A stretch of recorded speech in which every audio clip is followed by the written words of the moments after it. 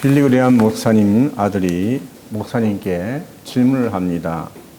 아빠, 어떻게 제가 한 번도 본 적이 없는 성령님을 믿을 수 있습니까? 이렇게 묻습니다. 잠시 후에 빌리그레암 목사님이 아들을 데리고 발전소로 가셨습니다. 동력을 보여주며 동력길을 보여주며 말합니다. 여기가 우리에게 빛을 주고 우리를 따뜻하게 하는 힘이 나오는 곳이란다. 발전소에 데려가서 이야기를 합니다. 우리는 그 힘을 볼 수는 없지만 전기가 하는 힘이 이 기계 속에 있단다. 그러자 아들이 다시 묻습니다. 전기가 있는 게 보이지 않는데 어떻게 믿을 수 있습니까? 아들이 물어요. 그러니까 목사님이 대답합니다. 물론 믿을 수 있지. 그러나 네가 전기를 보았기 때문에 믿을 수 있는 게 아니라 전기가 무엇을 할 수 있는지를 보았기 때문에 믿는 것이다. 마찬가지로 사람들이 그리스도께 순종하고 성령의 능력의 은혜를 받았을 때 자신들의 삶 속에서 성령님이 무엇을 하실 수 있는지 보게 된단다. 그렇기 때문에 성령님을 믿을 수 있는 것이다. 이렇게 대답을 했답니다. 여러분도 이해가 가십니까? 예수님은 우리에게 성령님을 보내주셨습니다.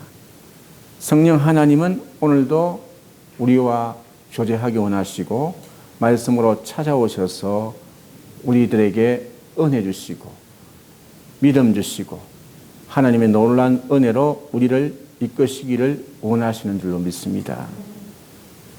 사랑하는 성도 여러분, 지금 우리가 살아가는 시대는 힘들고 혼란스러운 시대를 살아가고 있습니다.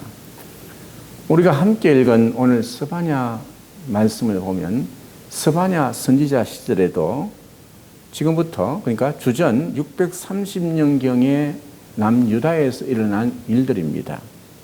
그 당시에 므낫세의 아들들이 또 므낫세뿐 아니라 그 아들들이 뒤를 이어가면서 폭정을 하고 드디어 요시야까지 이르게 되었습니다. 요시야 왕까지 이르게 되었는데 백성들은 도탄에 빠졌습니다. 재판관들은 뇌물로 재판을 합니다. 심지어 예언자들은 돈을 받고 점을 쳤다고 합니다. 그러니까 정의가 무너진 사회입니다. 요사이 표현을 이야기하면 공정이 무너진 사회입니다. 당시에는 누구도 남을 믿지 못했고 심지어는 자기 아내마저도 믿지 못하는 극단한 불신의 사회가 주장되고 있었습니다. 가족관계도 파탄이 되어가고 집안이 원수가 되었다고 이야기하고 있습니다. 신앙도 믿음도 완전히 타락해가지고 성전 안에서 하나님이 아니라 태양신을 숭배하는 이런 일들이 스바냐 시절에 일어났던 것입니다. 바로 이때 선지자 스바냐가 하나님으로부터 부르심을 받고 말씀을 전하는 겁니다.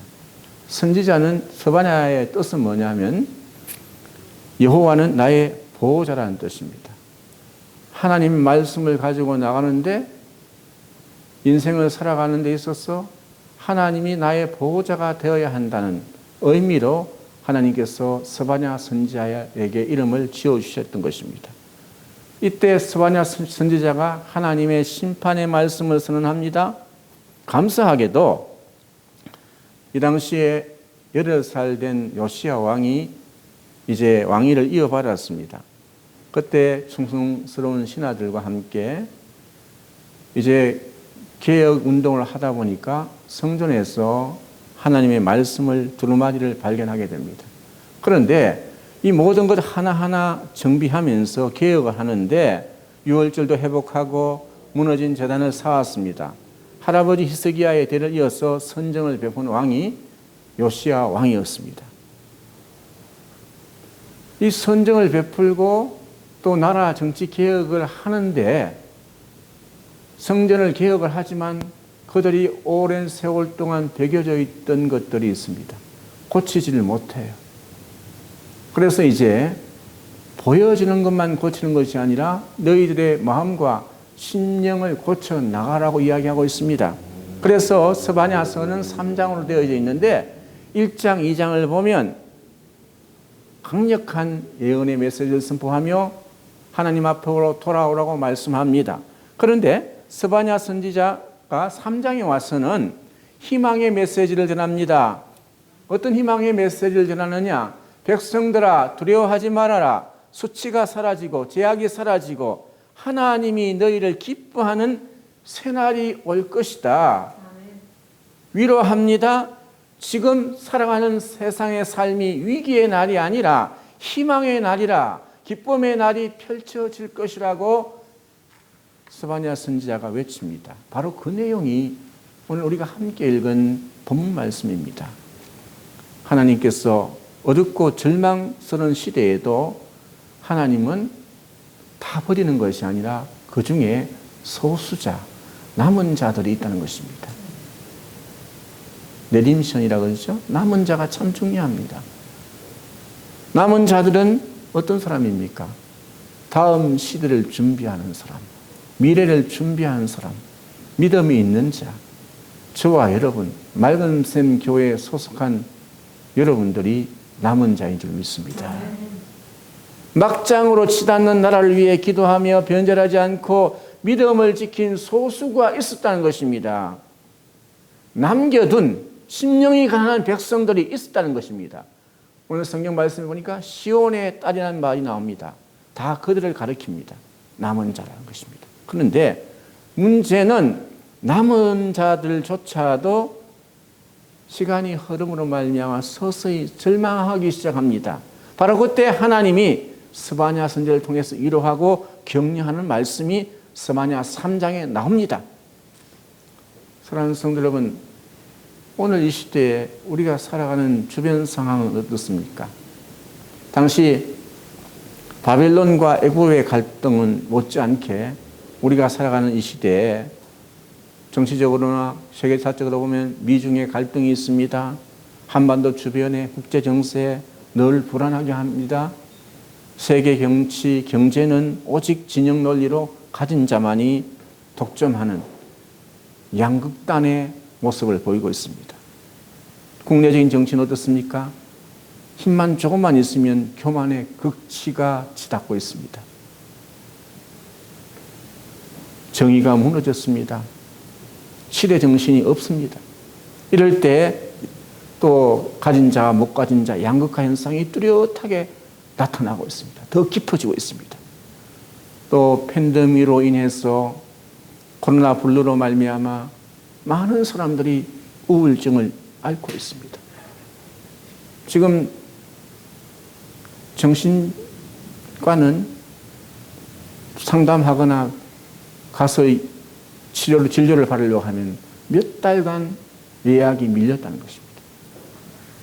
호황을 맞이하고 있습니다. 불안하고 모든 것이 불확실하고 짜증난 삶의 상황에서 오늘 우리에게 주시는 말씀은 뭐냐면 성경은 스바냐 선지자를 통해서 기뻐하라고 합니다. 희망의 메시지, 기쁜 소식을 전할 테니까 기뻐하라는 겁니다. 오늘 이 기쁨의 소식을 들어야 할 사람들은 바로 저와 여러분인 거예요. 오늘 13절 말씀에 이스라엘의 남은 자들에게 주신 말씀입니다. 쉽게 얘기하면 하나님을 네가 믿었으면, 신앙을 가졌으면, 하나님이 살아계심이 믿으면 너는 기뻐하고 어떠한 상황에서도 희망의 끈을 놓치지 않아야 할 사람이 남은 자들인 줄 믿습니다.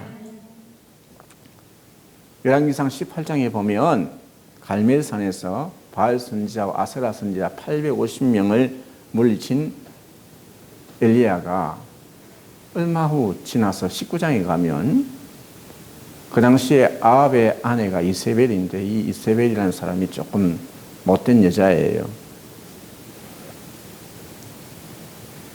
사신을 보내어가지고 엘리야를 죽이겠다는 거예요. 850명을 이긴 엘리야가 갑자기 두려움과 우울증에 빠지기 시작합니다. 죽이는 것도 아니에요. 말로 죽이겠다고 사신을 보낸 거예요. 겁을 주는 겁니다. 우울증에 빠진 엘리야에게 하나님께서 찾아오십니다.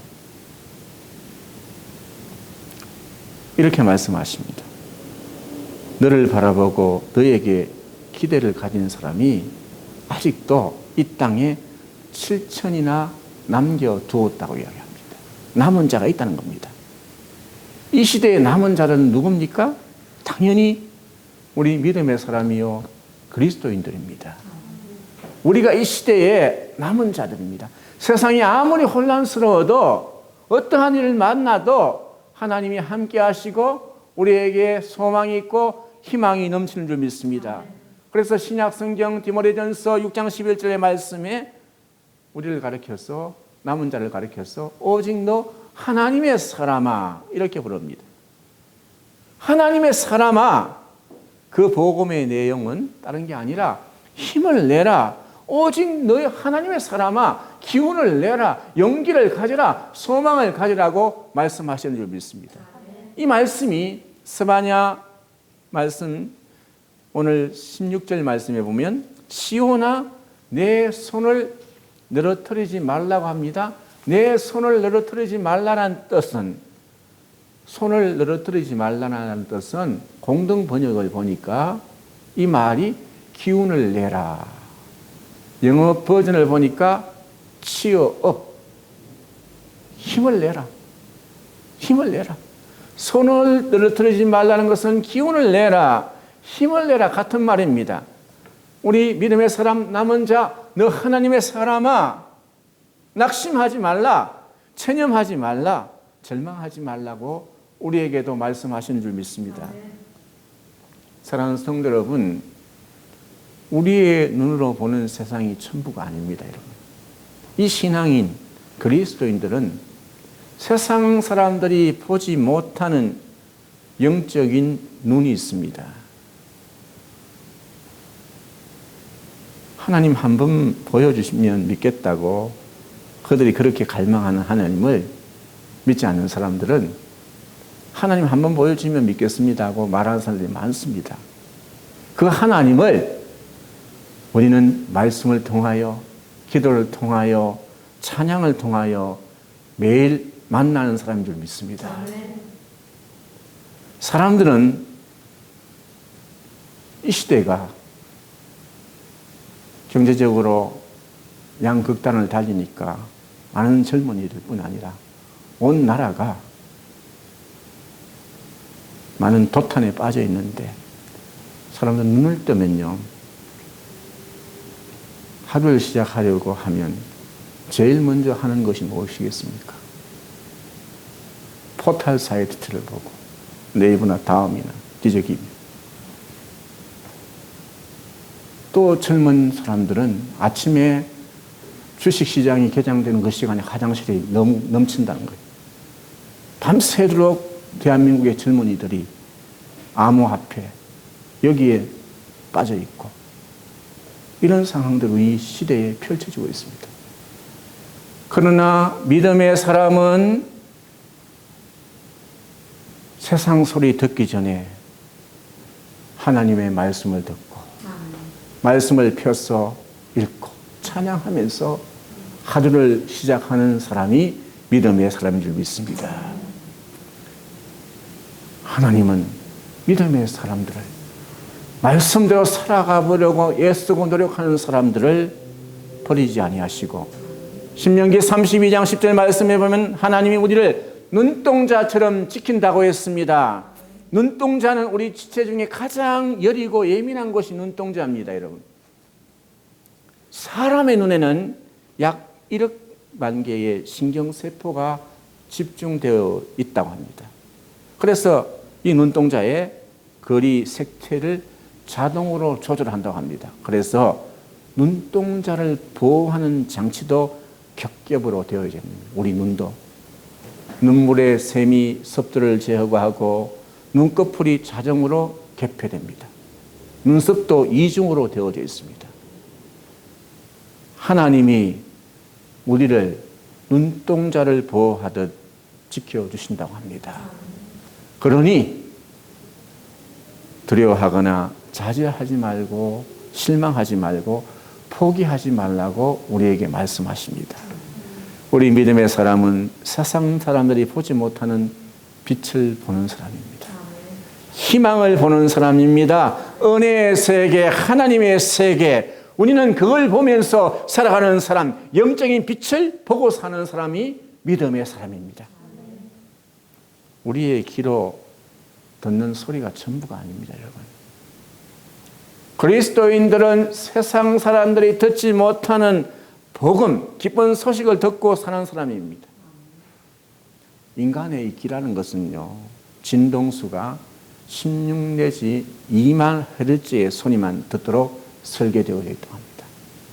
여러분, 개는요, 우리보다 2배, 4만 헤르츠까지 듣는다고 합니다. 우리 귀로 듣는 게 이 세상의 전부라면 우리는 집안에 강아지 한 마리만큼도 안 됩니다. 그러나 우리는 영적인 세계의 소리를 듣는 사람입니다. 하나님 말씀을 듣고 사는 사람이에요. 하나님 말씀을 이 자리에 나와서 들을 수 있다는 것이 축복인 줄 믿습니다. 들을 수 있다는 것이 은혜인 줄 믿습니다. 들을 수 있다는 마음이 축복인 줄 믿습니다. 사도행전의 역사를 보면 하나님의 말씀이 들려올 때 마음의 문을 열어서 받은 사람들에 의해서 세계 역사는 변화된 줄 믿습니다. 여러분들도 이 한날 아침 하나님 앞에서 말씀을 들음으로 말미암아 여러분의 마음의 문이 활짝 열려서 지치고 고난 심령이 있다면 다시 일어설 수 있기를 바랍니다. 위로부터 오는 하나님의 영감을 받기를 바랍니다. 여러분의 하는 작업 위에도 앞길 위에도 하나님의 은혜가 넘치게 되실 줄 믿습니다.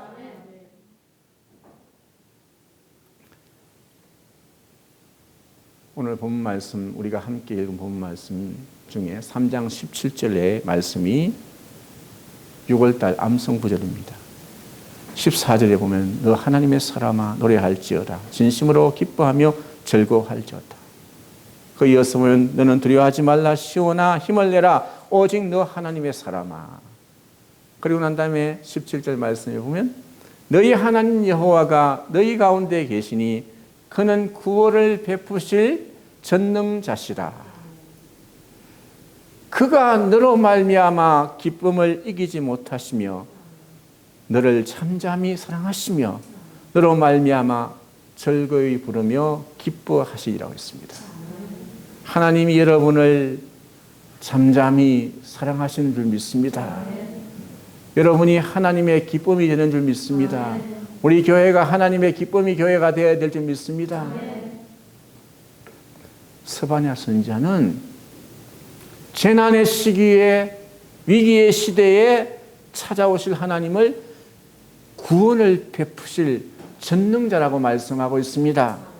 여기서 구원은 예수 믿고 천당 가는 거로 끝나는 것이 아니라 인생의 삶을 살다가 보면 위기를 만납니다.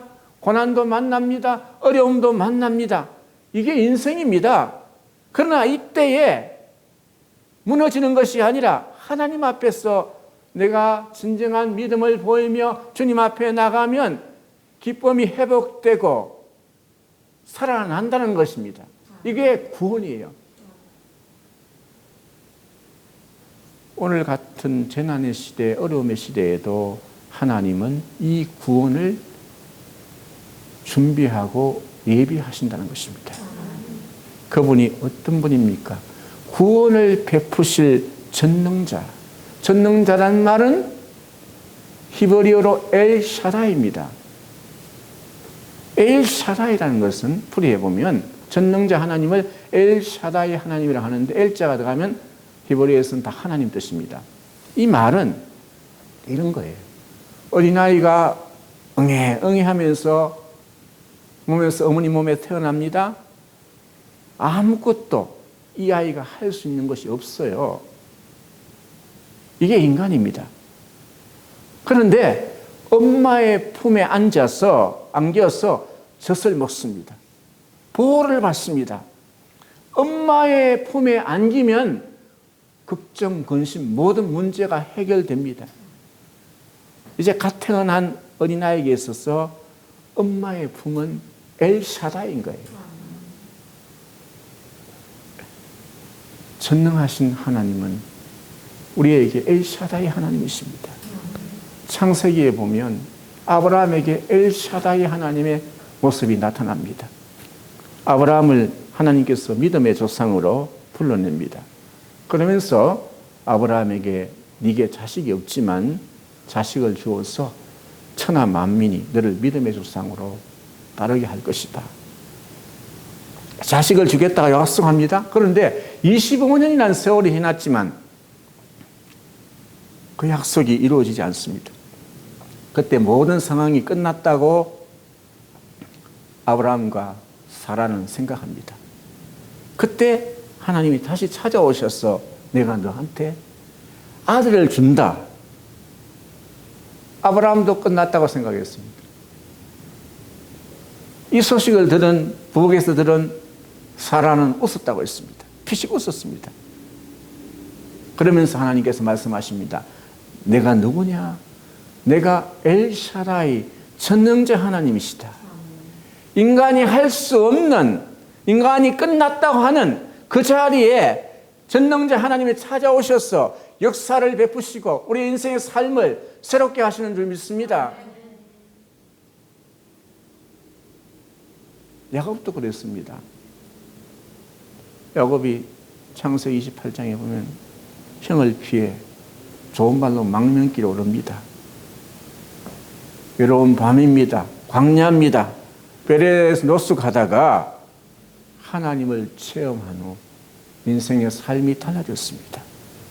전능자 하나님을 만나면 새로운 인생이 전개되는 줄 믿습니다.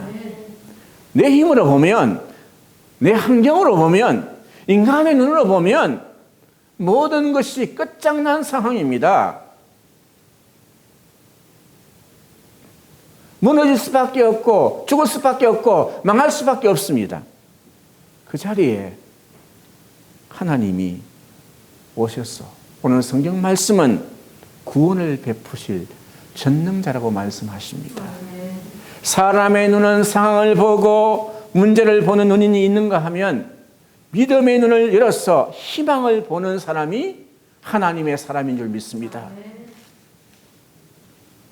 우리가 영적인 안목을 가지고 있어야 됩니다. 우리가 태양을 등지고 인생의 길을 걸어가면 그림자는, 내 인생의 그림자는 나를 떠나지 않습니다. 그 그림자가 따라올 때 칼로 쪼개도 안 되고 뭐 여러 가지 방법으로 총으로 쏘아도 안 됩니다. 발로 밟아도 안 됩니다. 그림자는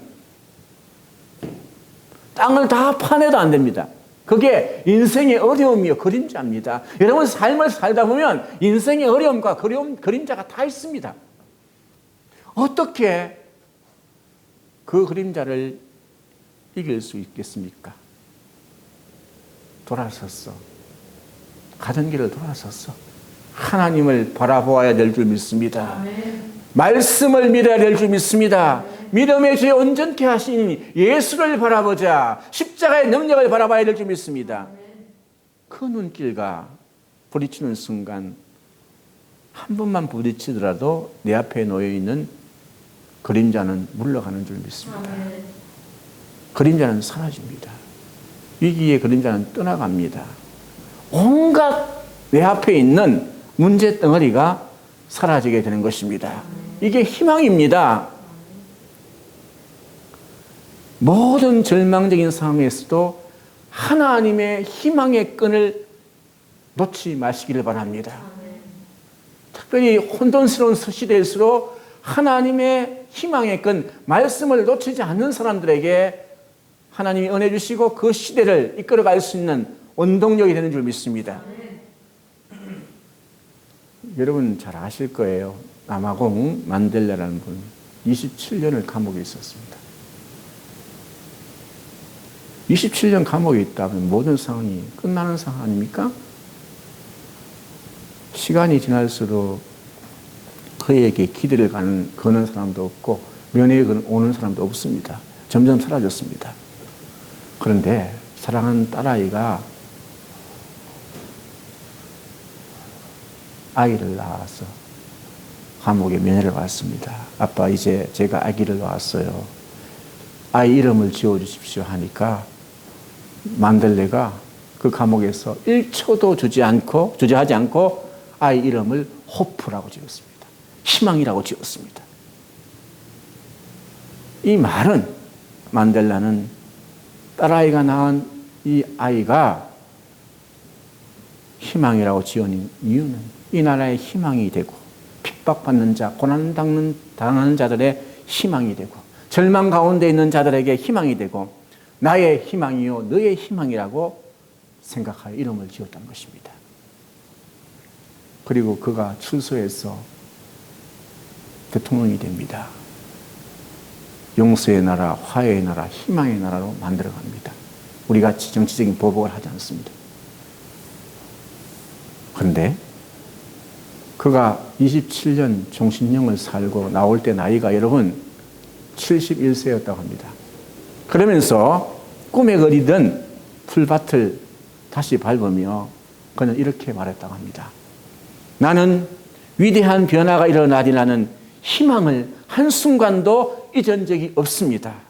희망은 그 어떤 지독한 토양에서도 뿌리 내릴 수 있는 유일한 씨앗입니다. 유일한 씨앗. 우리의 믿음과 은혜와 말씀이 있으면 믿음의 씨앗이 떨어지면 때가 되면 30배, 60배, 100배 열매가 맺혀진 줄 믿습니다.